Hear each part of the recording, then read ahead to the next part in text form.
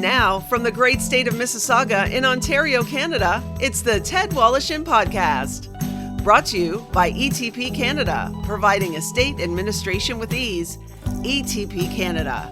And Tom's Place, for the finest in men's fashion. Tom's Place will suit you. And now, here's Ted. Well, welcome once again. Thanks very much for being here, taking the time to join us on the Ted Woloshyn Podcast. My special guest this week has released 9 albums, 21 videos. Her memoir is a bestseller titled Bificus. She's toured internationally, appeared in several feature films, along with multiple television performances, and is the co-founder of Her Royal Majesty's Records. Her latest LP is titled Champion. Here's the title track. Rock and roll or die.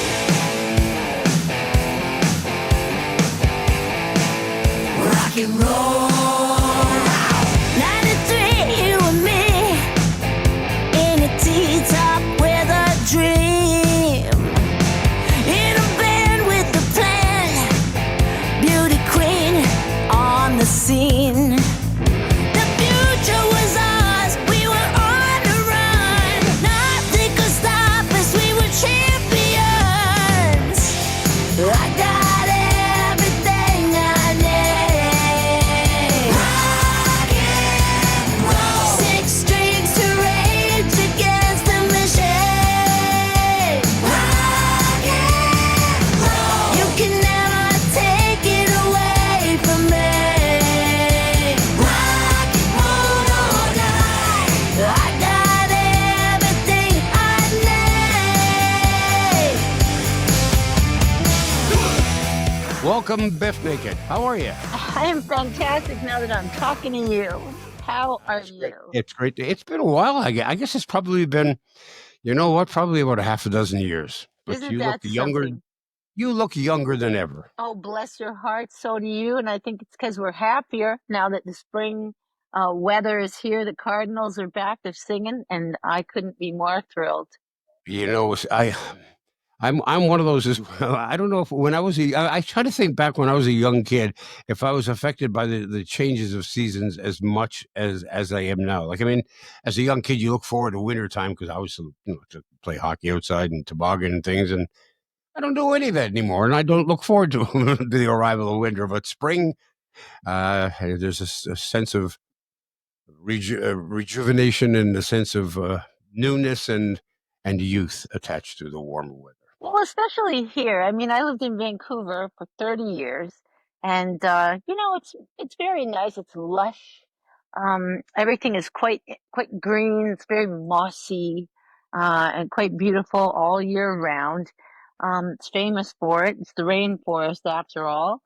But there's something about living in southern Ontario that's quite beautiful. And one thing I really like, I always brag about it, is the birds. And the cardinals always seem to come back, and the robins, of course, and signal springtime. And now they're back, and then we're pummeled with all this snow this year. This year was particularly crazy for everyone. And I think that I just became a bit of a big baby about all the snow. I didn't want to drive in it. I have a sensible car. I do. I don't have a SUV or anything like that. I have a very sensible car.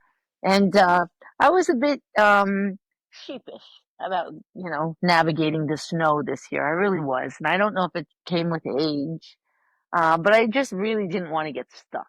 I didn't want to. You've lived in so many different places. I'm not sure if people realize your early beginnings, because I found it quite fascinating. You were born in New Delhi in India. I was. And to teenage parents, which I guess back then was more than a little frowned upon. Well, and I gotta say, I'm very close with my birth mom now. She lives in Wasaga Beach, just up the road from me here, just north of Toronto.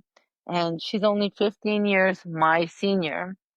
And we're so alike. We're so similar. I gotta tell you, shenanigans run in my bloodline. So we think the same things are funny. We talk the same. We have the same mannerisms, and we both get a big kick out of that. Um, but I think that it was just circumstances that her family was living and working there, just like my adoptive family were living and working there at the time. And it just, we just kind of laugh and say she was just lucky that she was good looking and very agreeable, which made her kind of get saddled with me. And of course, like you mentioned, she was just a little too young at that time in her life that her parents were not willing to allow her to go through with being a teen mother. And Yeah. so they quickly escorted her back to Canada. And then my adoptive parents were American, living and working there at the time, and they had already adopted a baby girl from India, so they were pegged as suckers, and so they were given the opportunity to adopt me a year later, and so that's how I wound up with my parents. So, how old were you when you left India, and how much do you recall of living in India? Um, well, it was funny because back then, of course, nothing was digital, and my parents had no paperwork on me. Everything was kind of done on a handshake because they were crazy missionaries, Uh-huh. and everything was done through the church. You know how the church is kind of everything they do things by faith. So they couldn't get this white baby out of India. No one really believed their story that they were just handed a white baby. So it took some time to get me out of the country. Um, and they wound up, it took a couple years. I don't have a great memory of it, but I left about 1975. We finally moved to the Paw, Manitoba. Yeah. And that was fantastic. So I was the only Canadian in my family growing up, and grew up mostly in Manitoba. So we went to the Paw, and then later on to Dauphin. Ah, Um, Dauphin. yeah, I've been to Dauphin you because have? it's well because it's the home of the Ukrainian Well, National yeah, Festival, Woloshyn, your and last I've name, yeah. It's and like, I've performed there a number of times back when I used to do stand-up comedy. oh, that's fantastic. Yeah, Yeah, it's it's a Canada's beautiful national place. Ukrainian capital.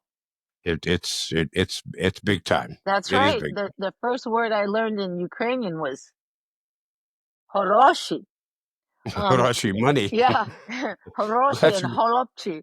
Um, yeah. but yeah, that's fantastic. Yeah, and now of course they have a great big country festival, which is fantastic. But yeah, I loved going to junior high in Dauphin, and Manitoba is really in my bones. I'm a prairie girl, so Yeah. combine that with the shenanigans. Of course, I would be a punk rocker. Naturally, I would be a punk rocker. Exactly. So But you studied theater at the University of Winnipeg. Did you have your aspirations were to be what uh, just to do Shakespeare, to do well, off Broadway you musicals? What know, were your thoughts? I just really, I saw Eddie Murphy, and of course, I thought that he was fantastic. We watched All in the Family on television, and I couldn't believe that Sally Struthers and people like that were able to. This is their job. I just thought this is fantastic. I really thought that I would go into theater. There was a place called the Prairie Theater Exchange in Winnipeg where I did courses. I never had any aspirations to be a singer. And listen, again, it's punk rock music. You don't have to sing very well. So I was like, this is fantastic. This is great. This is the life for me. But I fell into being in a band, and it was the perfect vehicle for my lyrics, my poetry, and being on the stage gave me a soapbox. Really, being the one with the megaphone, I got to be, an activist. I got to write songs about, anything we wanted to. We got to sing about, social justice. We got to sing about animal activism. It was perfect. And what a great way to rebel against my missionary parents, and who couldn't have been prouder. My father couldn't understand my lyrics. He didn't know what I was saying. I talked way too fast and way too much. He loved it. He thought it was the bee's knees. And And he was a professor at your University of Kentucky. Is that correct? the U of K, yes, and he came up back up to Kuwaitan Community College in Nepal, and in Dauphin, and he trained dental therapists. He was a dentist, but he loved teaching. He had his master's in public health. He was a bleeding heart socialist, and all he wanted to do was train people and work in public health, and that's what he did until his last days of life. He just did dental exams. Like, he couldn't have been more of a South Dakota kid. That's what Yeah. he loved to do, and I just couldn't have had a better upbringing. My Well, parents glad were, to hear that. yeah, they were just fantastic. But before the music thing came about, you ventured out to try to establish yourself as a stand-up comic. Sad but true. Was Very it sad? sad. I was terrible. Yeah, and one of my best friends now is a comic, and I have to laugh. Because it's just you can't. Life is so hilarious. I just think, man, it's just got to be. How can it not be the best life to be a comic? Right. I love comedy. I love Richard Lewis, and these are my favorite comics. You know, I just think that situational comedy and stand-up comedy is really, I never tire of it. And now I go and try and see my friends in comedy bars all the time. But now I'm really, if they're on at 7, I like to go. Let's be honest. Yeah. If they get the 10 o'clock slot, I'm like, I look at I'm like, Yes. I don't know, like. Well, and how much of your comedic bent bleeds into your musical world and into your lyrics, or even into your stage performance, for that Into matter? the show for sure. And, unfortunately for Peter, my manager of 33 years, he just tries to rein me in. He just says, you really gotta stop talking. You gotta stop talking between songs. He says, you gotta stop, zip it. Because, we're trying to have a serious show and we're trying to do these songs, they're Yeah, but people love that rapport between an artist and an audience if you can pull it off. Like I'm thinking one great example of that is Jan Arden. Yeah, I mean, he's so here's a important. serious, Yeah, rip your heart out yeah, a singer, right? And she's a great, just a beautiful performer, beautiful woman, yeah. and she's hilarious in between these songs. She So it's kills like you're me. getting like two shows at once. Oh my gosh. I saw her back in the 90s. She was on American television. She was on Regis and Kathy Lee. And she had this microphone and they were doing some stupid show on the beach. Like it was just couldn't have been dumber. And they were on the beach and she just had this huge microphone and she Yeah. came out on stage like using it like a pepper mill and just asking everyone in the audience if they wanted fresh pepper. Like it was just like right, like she's so quick, she's so fast, and then she Yeah. went into her song, with her handheld mic, and it was just she's so perfect. Her timing is so perfect, and her show is great. Yeah, it is Yeah, absolutely. yeah, So your first solo LP came out in 1994, self-titled, yeah. Bif Naked. Yes, it did. And then it was followed by Bificus, which sprang, I guess, your first number one tune on Billboard Canada, anyway, Spaceman. Spaceman, oh spaceman, come rescue me from this calling. All aliens, come rescue me. Spaceman, oh spaceman, come rescue me from this calling. All aliens, come rescue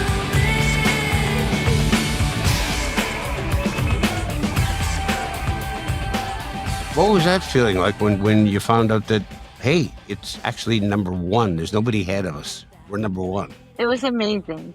That song, and we still perform it every show.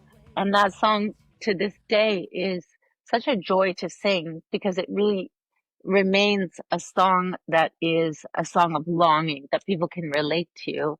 And even every time that I sing it, it really evokes the same feeling. It never gets old. I never get tired of singing it. Well, the album, which kind of blew me away, I Bificus, was recorded, or the album Promise, I should say, excuse me, was recorded while you were undergoing chemotherapy for breast cancer. Yeah, I was 36 years old. Wow. It was amazing. And I think that if I wouldn't have thrown myself into my work, I don't know what else I could have done with myself. It was called The Promise because it was really a promise that I made to the fans that I would put a record out. That wasn't, but I mean, just I'm thinking, chemotherapy can beat the hell out of you. How do you manage to work in recording an album while you're feeling like a truck just ran over you? I felt like a truck ran over me every day. It was That's what hard. I'm saying. It was hard. It was a very slow process. I mean, for me, it was my vocal cords would cause my lymph nodes around my throat to get very swollen, and we would do probably a song a week, honestly. It was a slow process, and it was just we just took it day by day, and I would walk to the studio every day, and we would just do what we could, and literally took it one day at a time, and it was so cathartic. I was just going to say that because when you're going through something like that, I would imagine that it's difficult not to think about just that because it's so monumental. It's such a huge part of everything that's going on in your life. But to have another project simultaneously, such as an album, it's got to take a lot of the pressure away from thinking about I'm battling this damn disease and it's making me feel like garbage every day.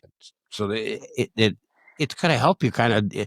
At the same time, you would think that it would drag you down the extra physical activity, spiritually, emotionally, mentally. It was a positive, I would guess, right? Oh, definitely. I got to go to I call it the office, but our studio was in our office, and it was for me, it was a blessing to be able to see my manager Peter every day and Riley, who was um my it was Peter's daughter, but his co-manager with me, and my producer was Riley's husband, and it was our family. So it was like, for me, it was that familiarity and my support network to be able to be with everyone every single day. I couldn't have gotten through it otherwise. It was great. You were quoted as saying that cancer shows you what you're made of. Oh, everyone says that, and it's so true. It shows you what you're made of. It shows you um, what everyone else around you is made of. I mean, and women particularly, I think that it is natural for us to keep taking care of everyone else around us. And that's Yeah. something that I think that breast cancer, particularly for women, um, I learned so much. And I think that I was kind of quite young. Um, compared to all the other patients that I was surrounded with at that time. I was in a couple different cancer studies that was really specific to breast cancer patients. So to be around all those other women who are going through all the same things as me, it was an amazing time Yeah. frame in my life. Well, It was well, to amazing. think that that was some 17 years ago, I know. and the advancements, the medical advancements from 17 years ago to today are quite amazing. I mean, It's back then, astonishing. Yeah. and people, I know people get frustrated when it comes to donating to cancer because they say, well, they haven't cured it. Why haven't they cured it? Well, I there's like know. 120 cancers, and not that easy of an answer, but clearly it would be a lot easier for you if you had to begin that voyage now than when you did 17 years ago. I think so. I think that's true, but I also sometimes I wonder if it would be. I think that I was so young. Yeah. I feel like my body was better able to function at that age than it is at this age. Now I get migraines, and I don't know how I survived then because I can barely drive a car if I have a migraine. I just think I don't know how I did chemo because the migraines just I can't even read. I get double vision, and I just think, oh my gosh, like yeah, it's amazing. You know what people live through every day is always astonishing to me. Um, Do you every get your fans reaching out to you and who are going through the same kinds of battles in their lives or battling breast cancer or whatever it may be to looking kind of for a shoulder to lean on all the and do you time. feel that's part of your responsibility being a survivor to reach out to help those who are going through what you went through? Oh, all the time, and even more so now because now my fans have grown older with me. And now when I do a concert and I recognize fans in the audience, not I don't mean like recognize them as being there with me through the years. But they're older. They're in their 50s like me or older. And when I first started performing, I was in my 20s and my fans were in their 20s. Now they're in their 50s and 60s like me or older, and we're all experiencing the same things as you know, some of them have had kids, their kids have moved on, some of them are divorced like me, they've gone through divorce, or they've, you know, lost their jobs, or they have chronic pain, or they've lost their parents. um you know, everyone goes through the same things in life, and as we, you know, get older, people lose parents, they retire, they lose their siblings, people go through losses, and it's tough. Life is hard. And post pandemic was hard on people. You know, it was hard on people physiologically, it was hard on people financially. And I just think that, you know, it's not smoke and mirrors. You know, a lot of artists out there, they might not, you know, they might not be that real. They don't get real with their fans. I try and meet my fans as often as possible in autograph lines and stuff like that. I always will have a hug for my fans, or I'll have an ear to listen. And, you know, I think that that is part of why I stay connected to my fans. Ted Woloshyn returns in a moment. I've had the great fortune to say that I've been associated with one of Toronto's finest names in men's clothing for more than 25 years. Tom's Place.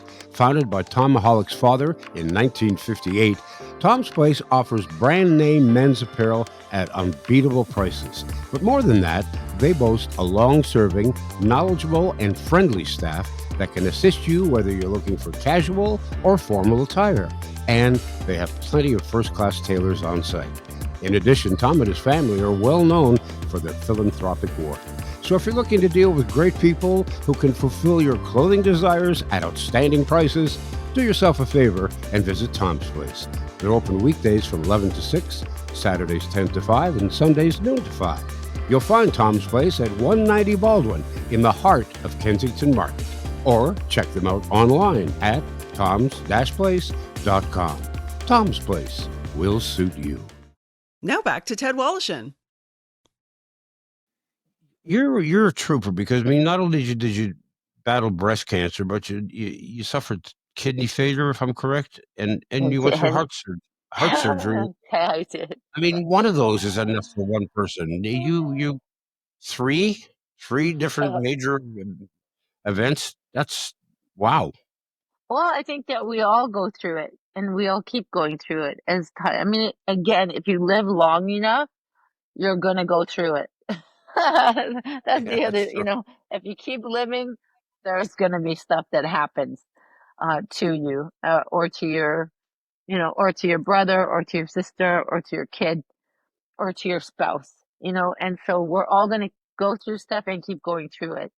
And I think, you know, that it's relatable no matter what you're going through or no matter what your family goes through. We're all going through something, or we will. And Yeah, so I think that, you know, the more able we are to kind of talk about it or be honest about it and acknowledge it, and find things to, um, you know, be able to say, hey, I can relate to this.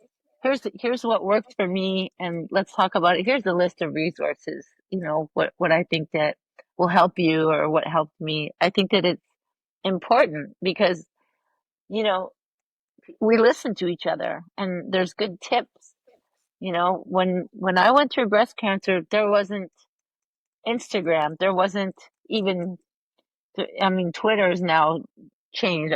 I stopped being on Twitter this year, but there were none of these social medias. I had Right. nothing. I didn't have a blog. I didn't have any resources. There was nothing. Now there's Right. lots of resources for women for breast cancer. But all we had was one another. It's interesting because I've talked to a number of people over the years who've gone through various battles, health issues, and there seems to be two schools of thought for people who are personalities, people who are out in the public eye. One is I'm going to keep this all to myself. It's nobody's business but my business. Right.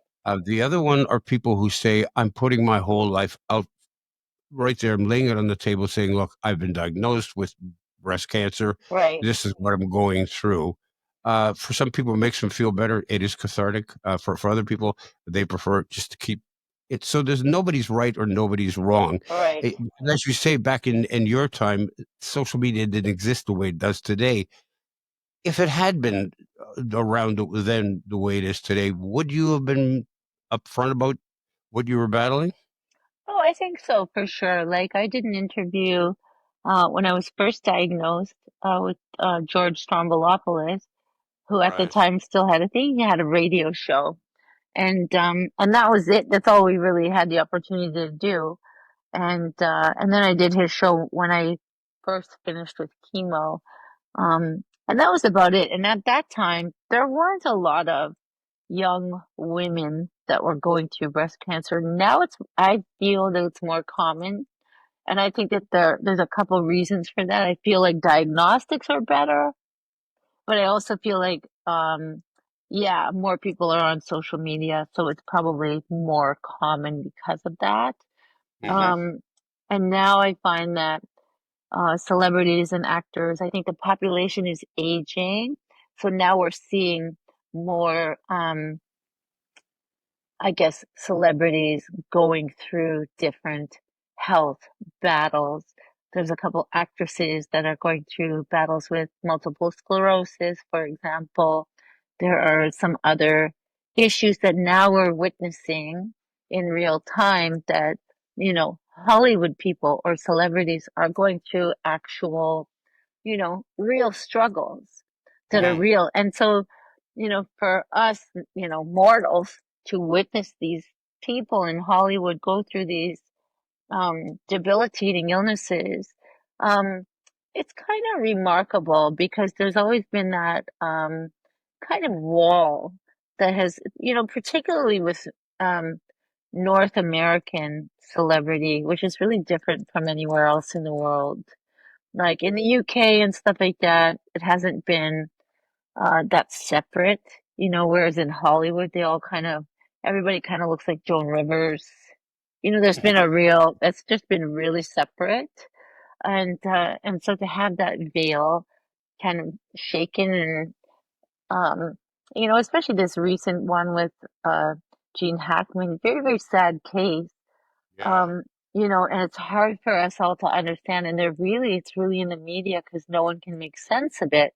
But it's just a very typical story of a family that, is a very private family where the dad had Alzheimer's and, this is a typical story where the caregiver in the home passes away before the person who's being cared for. But because it's a famous person, it's in the media and, Mhm. everyone's flipping out. But it's a very typical story, you know. Your health battles, was that the impetus for you launching your company, Mona Lisa Healing? That Mona Lisa healing was already kind of an interest of mine because my manager and his partner were had launched and getting into the health industry with an interest in CBD.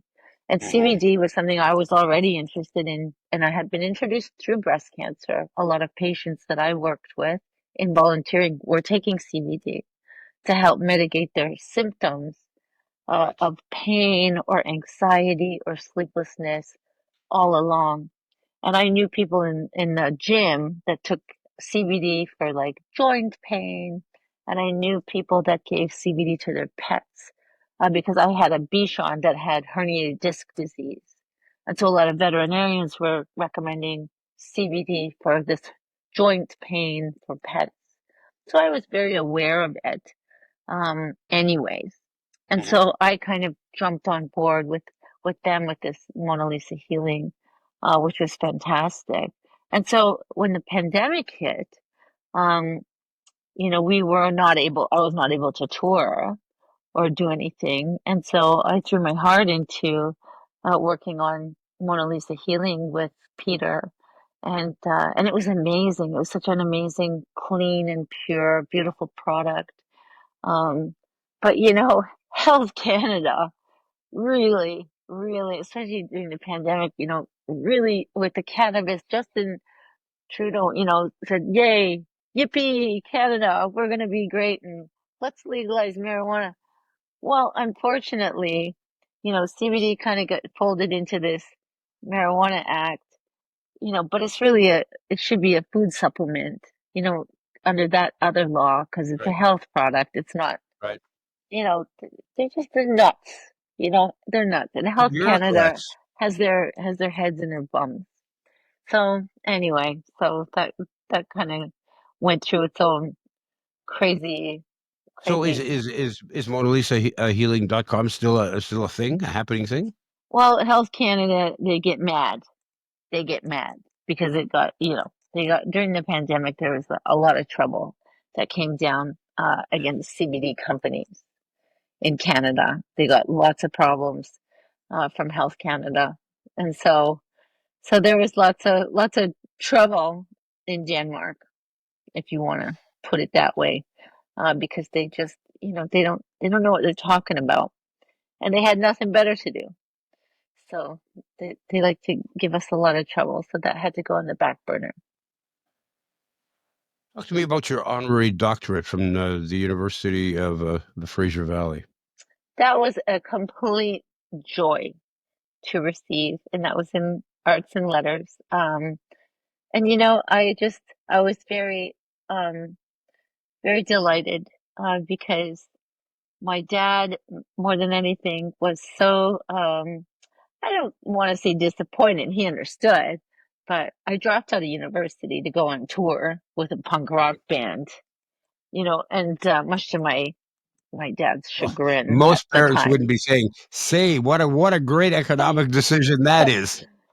Yeah, so that wasn't great, but at the same time, I never went back to school. I always intended to, and I never went back to school. So I did get an honorary doctorate from UFB in 2013, and then in 2021, I got an honorary doctorate from Simon Fraser.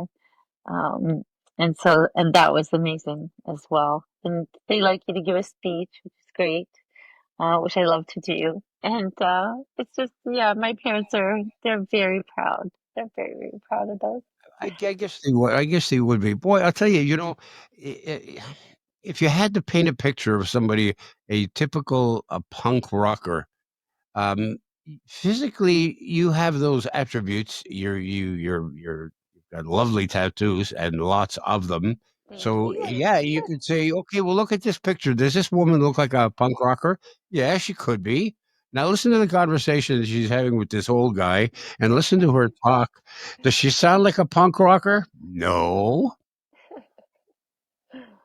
but you manage to Well, but I guess that's what it is. It's stereotypical on my part to imagine what you should be sounding like and what you should be saying because that's the picture that's been painted. well, I suppose, but you know, I well, I guess, yeah. I mean, if I could, if I could speak five languages, I would.